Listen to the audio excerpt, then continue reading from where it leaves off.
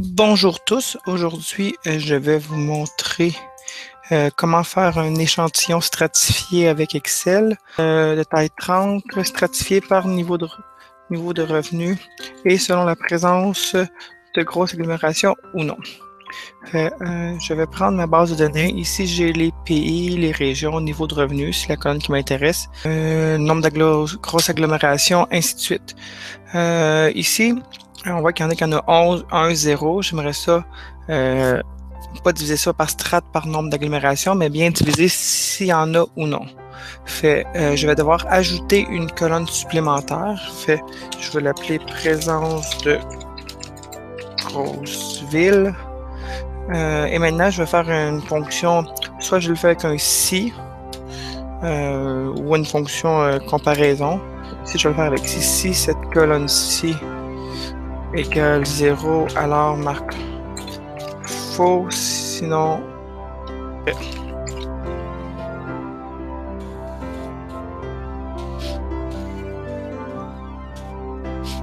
ici, on voit qu'il est à 2, il y a une grosse ville.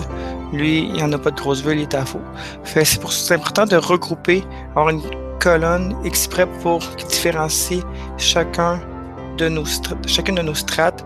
Et c'est pour ça qu'il faut rajouter une colonne. Si j'ai une de trop, je l'enlève. Maintenant, il va falloir que quand je compte le nombre dans chaque strate pour construire mon échantillon. Un outil qui va très bien, c'est le tableau croisé dynamique.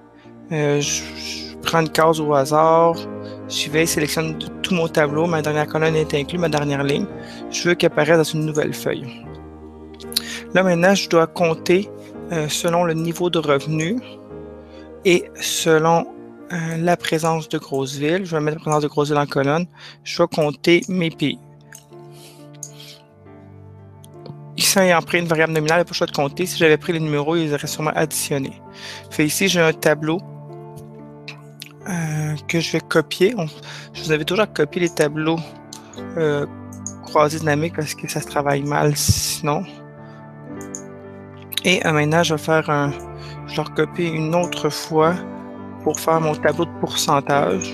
Je vais faire directement pour mon échantillon.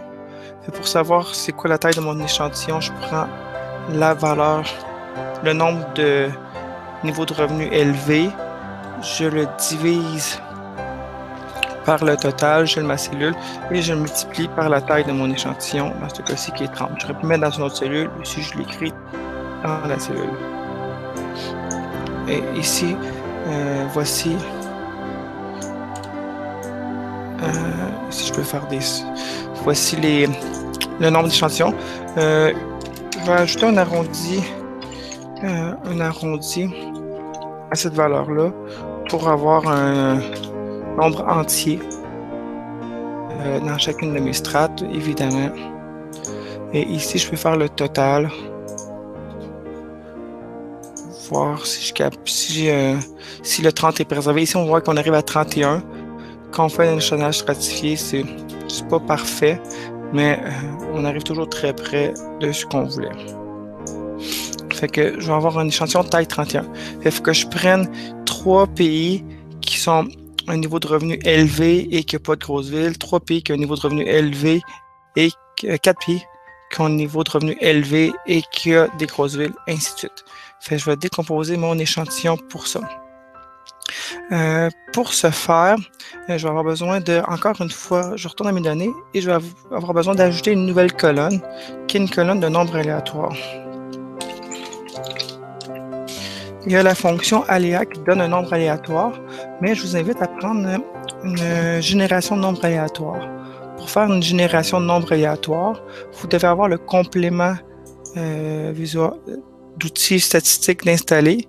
Vérifiez ici, dans Options, si vous avez le complément Analyse Toolpack en anglais ou complément d'analyse qui est installé, sinon vous devez l'ajouter. Vérifiez que vous avez Analyse Toolpack.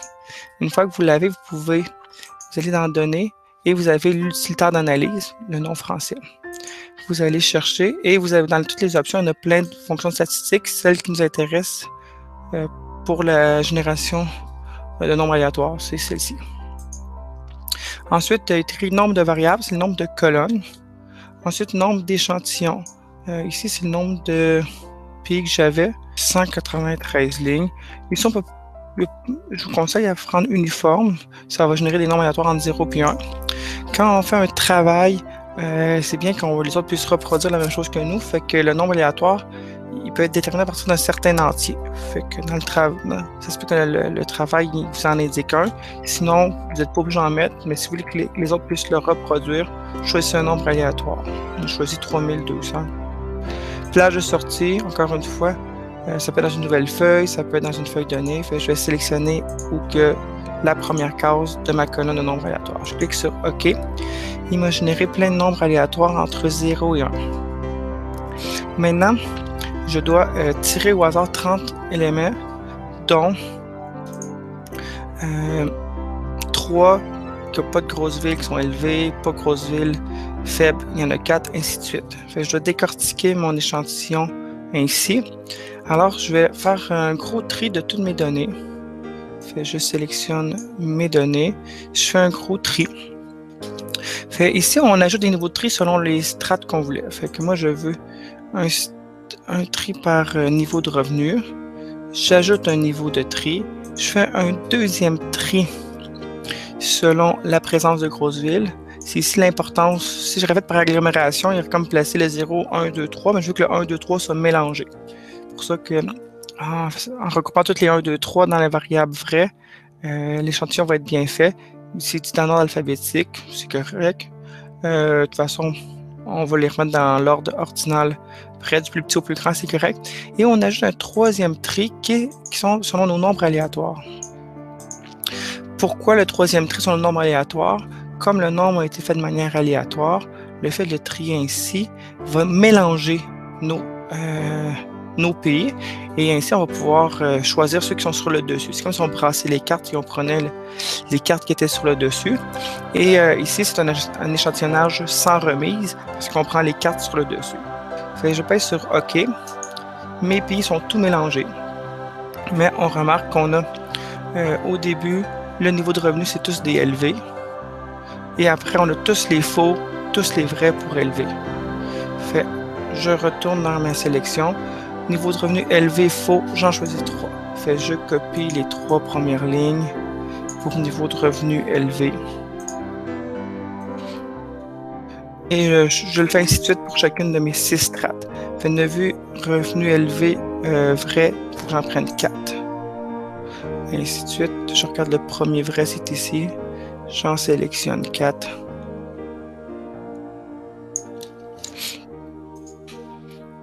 Et je continue ainsi de suite jusqu'à temps que j'ai un échantillon de taille 30.